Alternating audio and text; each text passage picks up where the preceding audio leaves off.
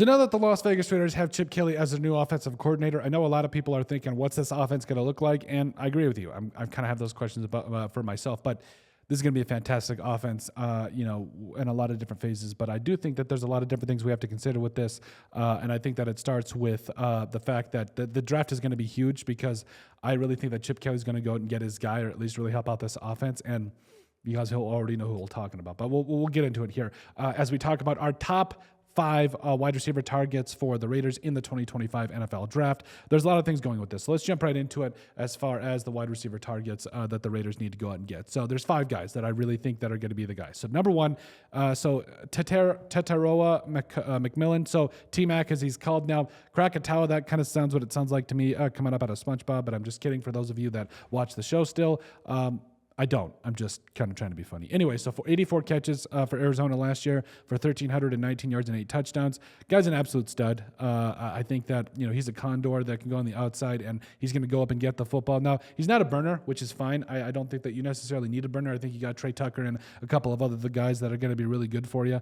But overall, T-Mac, to me, he's your number 1 target. If he falls to you at 6, I think you sprint that card to the podium, because he's the best wide receiver in this draft, and it's not even close. Then you also got number 2, Alec Ayomanor, coming up out of Stanford, who went 63 for 831 and 6 last year, for Stanford. So essentially, he's a lot like T-Mac, where he's on the inside and the outside, can win off the slant, but also go up and get jump balls.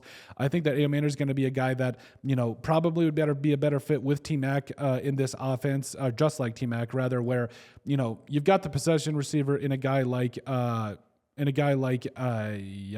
can't think off the top of my head. I can see his face. Jacoby Myers, good Lord. So you got a possession receiver like Jacoby Myers, as well as also obviously Brock Bowers, who's an all-pro tight end. So you got those 2 pieces. You need a guy that can go up and get it. You've already got a speedster in Trey Tucker. Alec Ayomanor would be that guy, where he could be that guy for you, that big guy that can go up and get the football if T-Mac is not there. Number 3, Emeka Egbuka. So, you just hired Chip Kelly, and Eni came up at Ohio State and absolutely rocked the show this year. So 81 for 10, 11, and 10 touchdowns last year for the Buckeyes. He's going to be a guy that he's going to mainly operate from the slot. He can do a little bit on the outside, but he's going to be a guy that just creates mismatches against linebackers and safeties, and who guys are a little bit slower in coverage. Now, again, I do think that, you want a guy that goes up and gets the football, and T-Mac and Ayomanor are going to be those guys mainly in this draft, but Egbuka could still get the job done. He's a very, very good player, and if you do trade down and get Egbuka, I am more than okay with that. Number 4, Matthew Golden, up out of Tejas, or Texas, for those of you that say it normally. 58 catches for 987 and 9 this last year for the Longhorns. He's a guy, he's just a big play waiting to happen. He really is. He stretches the field. He's got tremendous hands, and I think he can play inside and outside at the NFL level. It's really no competition. He's one of the best playmakers in this entire NFL draft. Speaking of playmakers, Luther Burden, coming up out of Mizzou, 61 for 676 and 6 touchdowns last year. Also had a couple of, I think, over 150 yards rushing and a couple of touchdowns on the ground.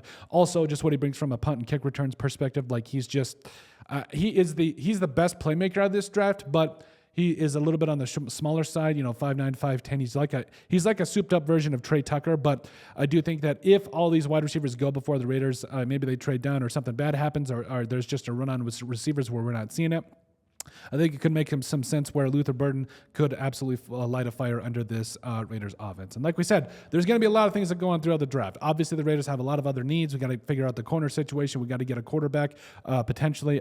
Trust me, I like me some AOC, but I know a lot of people are clamoring to get another guy. But we'll see how everything falls. But those are our top 5 wide receiver targets for the Las Vegas Raiders in the 2025 NFL Draft. Let us know what you guys think. Make sure you guys like, comment, and subscribe down below, and we'll see you on the next video.